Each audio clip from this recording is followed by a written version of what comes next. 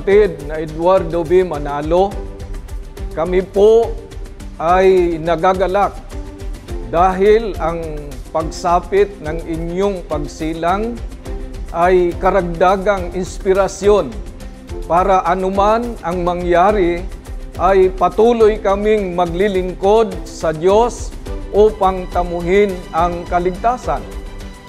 Mula po sa amin na mga ministro at mga manggagawa at lahat ng mga kaanib sa Samahang Iskan mula po sa mga distrito na bumubuo ng Zamboanga Peninsula ay buong puso po kaming bumabati sa pagsapit po ng inyong kaarawan.